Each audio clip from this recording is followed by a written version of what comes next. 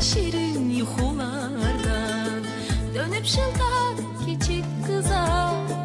sevincilə yürürəm doğma məktəb yollarında bir vaxt sənin sözlərinə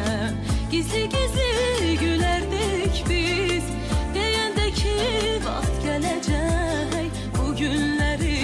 anacaqsın əziz müəllimim dediklərin doğru imiş sətir nə olar sən o günləri bircə anlıq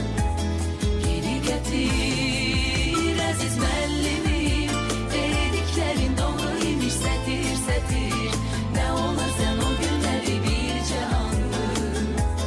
geri gətir əziz müəllimim Hediyeleri hem sizde yani serpildiğimiz seçim önemlisi hem takdir yani her şey çok güzel yani her zaman kendi çok dilde aldığım bir şey hem şahitler yani çok olmaz yok çünkü benim adım her şeyden üstünde zahmetimi yani bir saniye içinde yere bırakırım yani bu günden sonra gözümden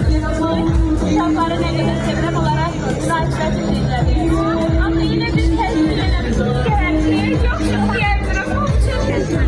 beyaz lentli kəpənək tək vurmaq üçün siz çox şeydən keçəcək